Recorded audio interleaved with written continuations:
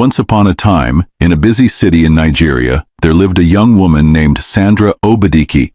She was 24 years old, full of life, and had just completed her university education. After finishing her youth service, she was lucky to secure a job as a secretary in Charles Williams' firm. Welcome to Afro Tales TV, your home for rich, exciting, and inspiring stories from around the world. Today's story will touch your heart and keep you hooked till the very end. If you're new here, please hit that subscribe button and turn on the notification bell so you never miss any of our amazing stories. Sandra was a beautiful Igbo girl from Enugu State. Her dark skin shone like polished ebony, and she was tall with a pointed nose and full lips. She carried herself with grace, and her intelligence made her stand out among her colleagues. Charles Williams was the owner of the firm where Sandra worked. He was a man of wealth and power, married to a woman named Veronica. Charles and Veronica had been married for several years, but their marriage was not a happy one. There were constant quarrels, misunderstandings, and endless complaints from Veronica.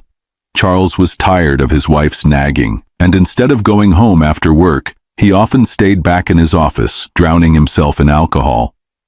Sandra had been working at the firm for a few months when everything changed. It was a Friday evening, and the office was almost empty. Most of the workers had gone home, but Charles was still in his office. Sandra had finished her tasks for the day, but she stayed behind to assist her boss. When she entered his office, she noticed a glass of wine on his table. Charles looked tired and deep in thought. "Sir, it's already getting late," Sandra said softly. Charles lifted his head and looked at her. "You can go," he replied. Sandra hesitated. She could see that something was wrong. Her eyes fell on the bottle of alcohol beside him. "Have you been drinking, sir?" she asked. Charles let out a sad chuckle. "Yes, I have been drinking. I just want to forget my worries," he said. Sandra felt sorry for him. She walked over to his table, took the glass and the bottle from his hand, and placed them on the other side of the table. "You have to go home now," she said gently. "Your wife will be worried about you." Charles laughed bitterly. "She doesn't care," he said. "She never cared." Sandra watched him in silence, not knowing what to say. She reached out to help him up, and as she did, their heads accidentally touched. Charles looked into her eyes, and for the first time, Sandra felt nervous. "Do you know that you are beautiful?" Charles said in a low voice. His eyes were filled with emotions, but he was clearly drunk. Sandra swallowed hard. "Sir, you need to go home," she whispered. "I want to kiss you," Charles said suddenly. "Please, just once, to forget my sorrows." Sandra's heart pounded in her chest.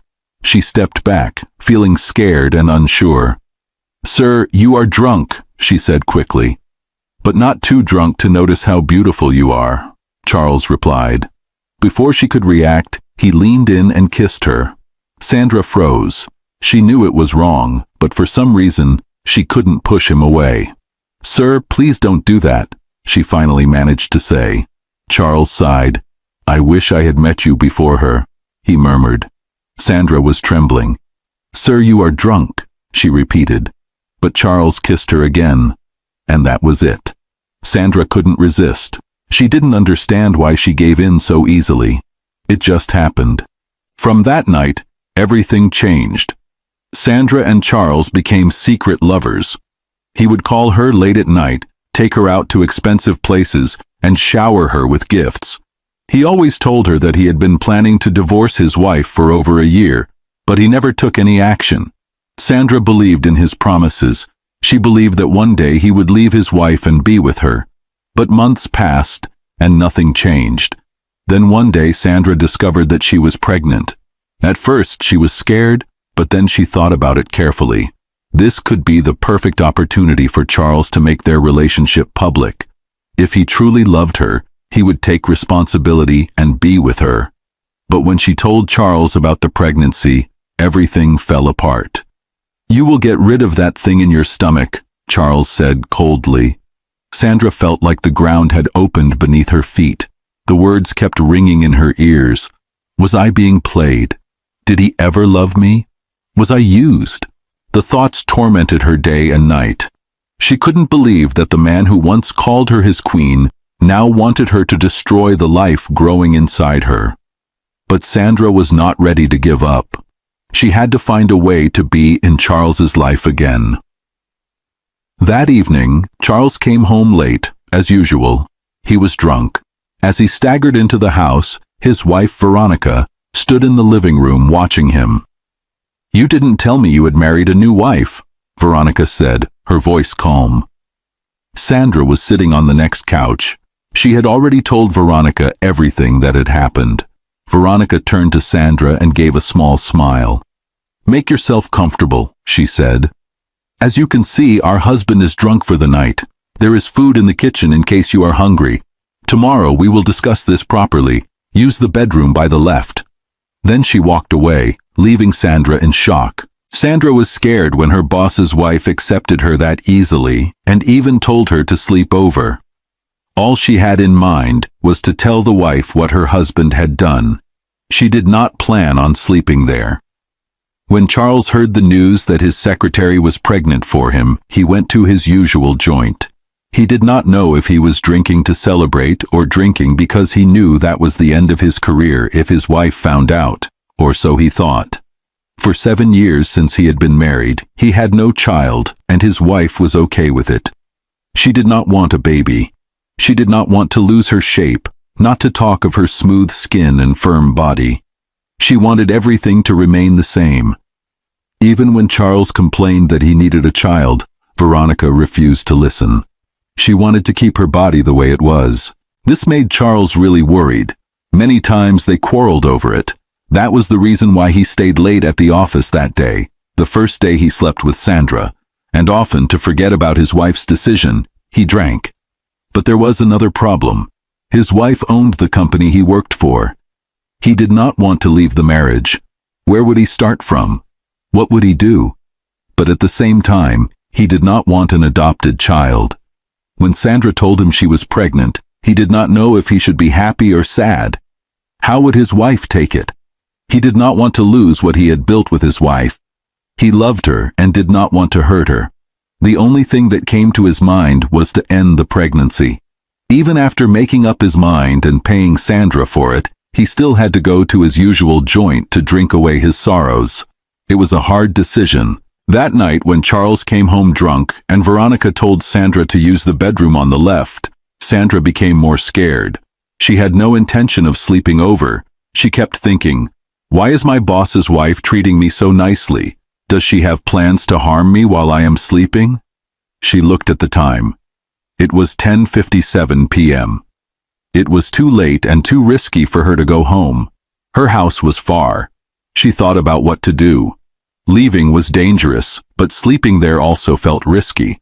She decided to take the lesser risk. She would stay. At least her roommate knew where she was in case anything happened. Sandra called Lucy, her roommate, and told her she would not be coming home. That night was long. She could not sleep. Any small sound made her jump. Many thoughts ran through her mind. At one point, she filled a bucket with water and placed her legs inside to keep herself from falling asleep completely.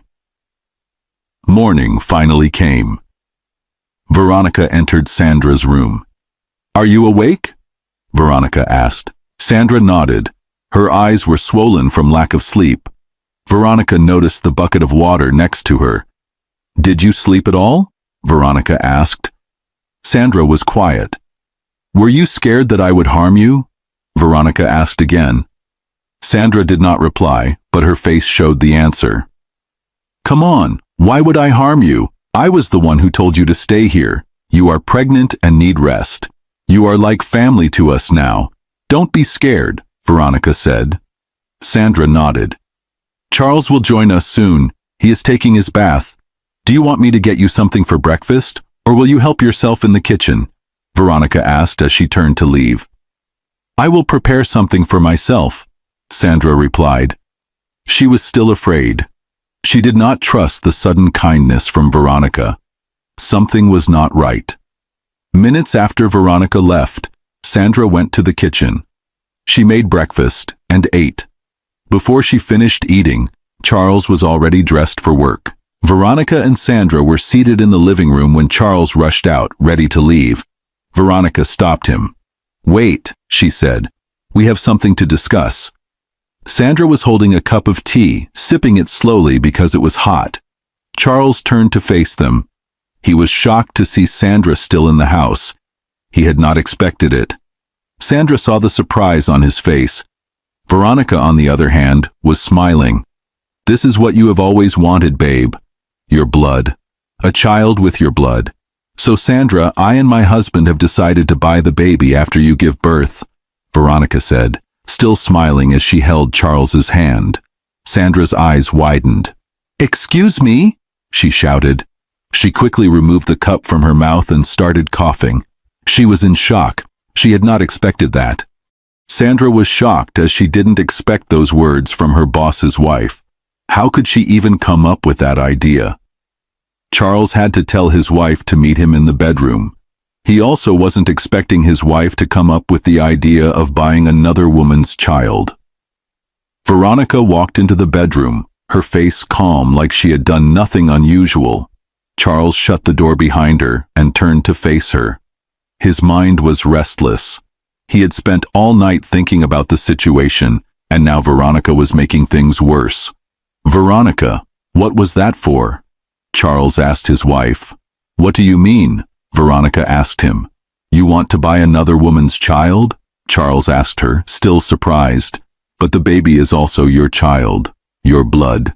That is what you have always wanted," Veronica told Charles. "I wanted a baby from you, my wife, not from another woman. I want our family to be the perfect family," Charles said, trying to hold Veronica. "We are perfect, Charles. I just can't go through the pain of childbirth," Veronica said. "And I have suggested IVF, vitro fertilization, for you," Charles replied. "And I suggested another alternative like adoption," Veronica replied. "You know I don't want an adopted baby. I want a baby from you, my wife," Charles replied. "I don't think I can love an adopted baby." "Why don't you want a baby, our own baby from your womb? A flesh of your flesh?" Charles asked Veronica, confused. Years before Charles got married to Veronica, their relationship was so perfect. They met during their youth service year. Veronica was the only child and daughter of her parents. She was Veronica Williams. Chief Williams was one of the wealthiest men in the city, and all he ever wished for was for the man who would marry his daughter to be willing to take up his last name, Williams. And that was when Charles came in. Without thinking twice, he agreed to marry her and took the last name of Chief Williams. Veronica's mother was late, so Chief Williams treated his only daughter like an egg. When Charles was dating Veronica, she would always tell him how she didn't want to give birth, that she couldn't stand it. He thought it was a phase and that she was going to pass that phase eventually when they got married, but she didn't. Charles was one of those prodigal sons who left home at an early age and never looked back to return. His father was a very hard and strict man on him, and Charles took it as maltreatment. At some point, he realized that he was an adopted child. It broke him down really badly. That was after his parents gave birth to another baby. When he had the opportunity to go to another city with his friend while he was just in SSS2, he found the courage and left home. He didn't say a word to his parents, and it had been 15 years. He didn't know if his parents were still alive or dead. When he met Veronica in the camp, he thought he would be able to love someone again. He had already imagined a beautiful love story with her, but it seemed the reverse was the case. What if she doesn't accept? Have you thought of how she would take the whole thing? Who would even want to sell their baby? Charles asked Veronica restlessly. Leave that to me. Let's go back to the living room, Veronica said, and they both went back to the living room. Charles really didn't buy the idea of asking Sandra to sell their baby to them. Was Veronica going to love the baby? The baby wasn't her blood. How was she going to do it? Wait, is she going to kill the baby after birth just to break me down? Was this all some sort of evil agreement? There were many thoughts running through Charles's mind. He didn't want the child to suffer or be maltreated the way his parents treated him, but he couldn't do or say anything. He was scared of starting afresh, leaving all he built with Veronica. Where would he start from if Veronica eventually sent him packing? So he had to play along. Sandra was still sitting in the parlor, waiting for them. "So the deal is that you will stay with us till you give birth," Veronica told Sandra immediately after she came to the living room and sat down. "What if I don't accept your offer?" Sandra asked immediately. "Then why did you come to my house? Why did you come to tell me that you were pregnant? For my husband to marry you? Like marry you?" Veronica thundered. I just thought that you should know," Sandra said. "And now I know, and we have taken our decision," Veronica said. "Right, baby?" Veronica said and smiled, holding Charles's hand. Charles nodded. "Yes. Maybe this was really a bad idea, me coming here in the first place." "I would just take my leave," Sandra said. She didn't even take her bath in the house. She quickly went into the bedroom she slept in the previous night, changed into her dress, took her bag, and headed to the front door. But immediately after she was opening the front door, the guard outside the door brought her back to the living room. "I want to go home," Sandra said. "You came to me to tell me you were pregnant for my husband, and I accepted you. And now I appreciate you coming to me. 10 million for you to have the baby for me under my roof, under my watch. And after having the baby, you walk away like nothing ever happened. And this isn't me pleading. You either take the offer or leave it, but you are having the baby under my roof," Veronica said as she switched from a smiling to a serious face. Sandra became really scared and was looking at Charles, who couldn't do anything to help. What had she gotten herself into, she thought to herself. She reached out to her phone to call her roommate, Lucy, after she entered back into the bedroom given to her to sleep in the house. Veronica entered the room just as she was about to make the call. "I'm sorry. You won't be needing any mobile phone till after your delivery," Veronica said and collected her mobile phone. Later that day, Veronica went to Sandra's apartment and paid her roommate, Lucy, off in exchange for one request, that in case anyone asked about Sandra's whereabouts, she should always tell them that Sandra left to meet one of her aunts in another city a day ago. When Veronica went to Sandra's house, she met her roommate, who was also a promising young lady. Lucy was also a beautiful lady. She lived in a self-contained apartment. She was tall and light-skinned, slim. She was wearing her bum shorts when she heard a knock on the door. Immediately she opened the door. She met Veronica outside. "Mind if I come in?" Veronica said. "I don't know you," Lucy said, still standing at the door, leaving it slightly open. "And you would know me if you let me in," Veronica said. Lucy waited for a couple of minutes thinking before she finally let Veronica in. They properly exchanged greetings, and Lucy offered Veronica a seat to sit down. Immediately, Veronica entered the room. She saw the room decorated, and Sandra's framed picture was mounted on the wall, with Lucy's own too. Lucy sat, wanting to hear what Veronica had to say. "Won't you offer me a drink or something?" Veronica asked her. "What would you want to drink?" Lucy asked. "Water is okay," Veronica replied.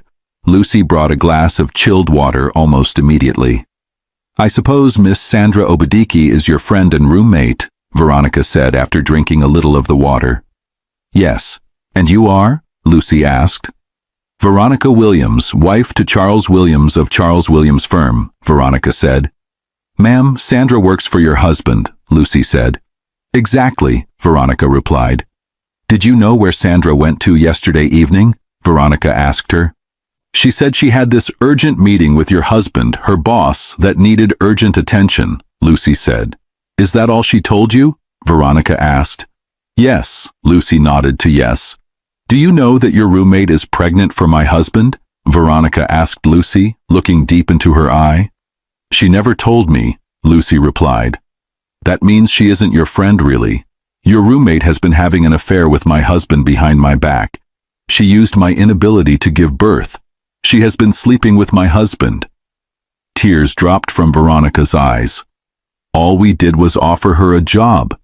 Is it a crime to offer a jobless person a job now?" Veronica asked Lucy. "And she had the nerve to come to my house, to tell my husband to marry her, and of course, my husband has agreed to marry her, but I would want you to do me a favor." Veronica paused. "Where do Sandra's parents stay?" she asked. "Her parents are late. They died after she graduated from university in a car accident.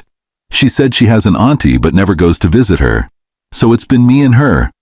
And I'm sorry for the pain she caused you," Lucy said. Veronica removed a check from her purse and gave it to Lucy. "This is a check for 5 million naira. In case anyone asks about Sandra's whereabouts, you will tell them Sandra went to visit her auntie in another city," Veronica said. "But why would I do that? You just said she is staying with you," Lucy said. "I want that to be a little secret between us." "What would you do when a stranger comes to break your home?" Veronica asked Lucy. "I will try to fight," Lucy replied. "Lucy, you are the only friend Sandra has, right?" Veronica asked. "Yes, I guess," Lucy replied. "I'm a good person.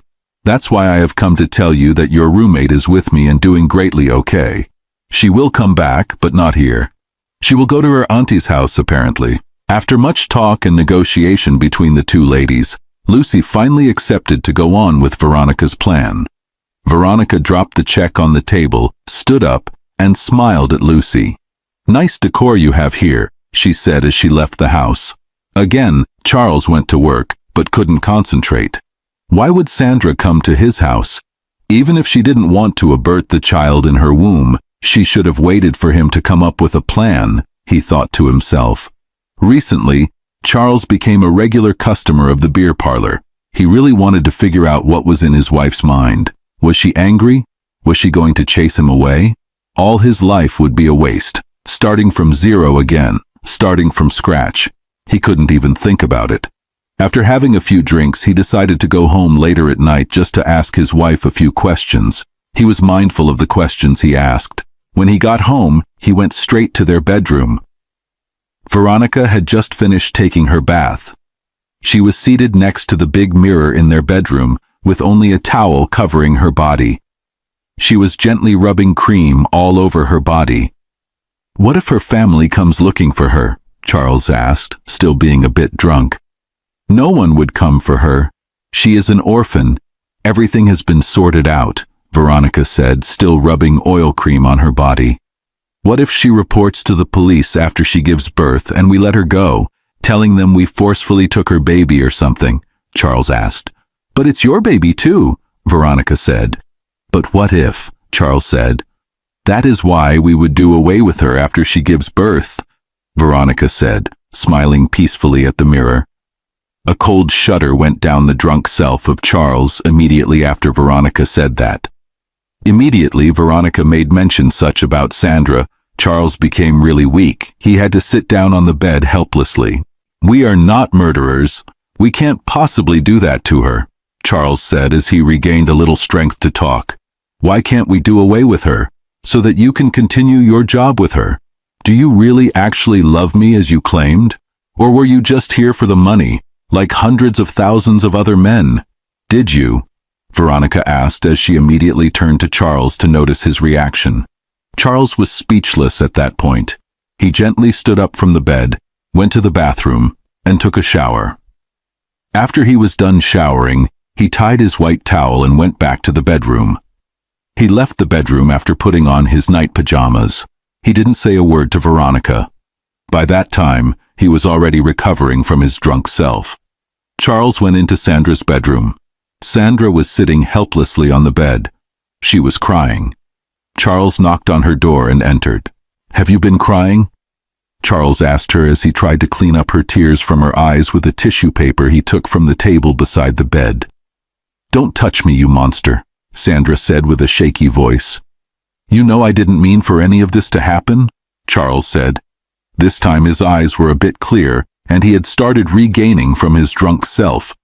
"Have you been drinking?" Sandra asked as his breath came close to her when he opened his mouth and spoke. "A little," Charles replied. He had already taken his bath but forgot to brush his teeth. He still had that bad breath from too much drinking. "You know I really didn't want any of this to happen," Charles said again. "You allowed your wife to cage me here like a prisoner, and you are here saying you didn't want any of this to happen? Sandra said. When Charles and Sandra had started dating, it felt like something beautiful. Even though it was a secret relationship, Sandra felt safe with Charles. She didn't realize she had fallen this deeply for Charles. Charles would always tell her that he was working on the divorce papers with his lawyer. But everything felt like a lie now. Sandra felt played. She had to keep the relationship a secret. She had regrets now. She didn't even tell her roommate about her affair with her boss. She was ashamed of herself now. Who would come to her rescue? Sandra felt the world crumbling upon her. One time when Sandra was really on Charles's neck, disturbing him about when he would file for the divorce because she wanted to know if she was wasting her time with Charles. But Charles told her that she meant something special to him and was working on it. Sandra had believed him. She had trusted him with all her heart. Now she wished she had never met him. She wished she had never fallen in love with him. As she sat on the bed, her mind drifted back to how everything started. She remembered the first day she met Charles. It was her first day at work. She was so excited to start her new job. She had worked so hard to get that job. She wanted to prove herself. She wanted to make something out of her life. Charles was nice to her from the very first day. He was charming and kind. He made her feel comfortable in the office. He would always check on her to make sure she was doing okay. At first, she thought he was just being a good boss. But as time went on, she started to notice how he looked at her. She tried to ignore it. She told herself it was nothing. But deep down, she knew she was beginning to like him too. One day Charles invited her out for lunch. She was hesitant at first. She knew it was wrong, but she couldn't resist. She went with him. That lunch date turned into several more dates. Before she knew it, she was deeply involved with him. He told her he was in an unhappy marriage. He told her he was planning to leave his wife. He made her believe that they had no future together. Sandra had believed everything he said. She had given her heart to him. She had loved him with everything she had. Now, here she was, trapped in his house, with his wife threatening to kill her. She felt foolish. She felt used. She wanted to leave. She wanted to run away. But where would she go? She thought of calling someone for help. But who would believe her? She wanted to scream. She wanted to cry. But she knew it wouldn't change anything. She looked at Charles, standing there, looking at her with pity in his eyes. She hated him. She hated herself for loving him. She wished she could turn back the hands of time. She wished she had never said yes to him. But it was too late now. She was trapped, and she didn't know if she would ever get out of this alive.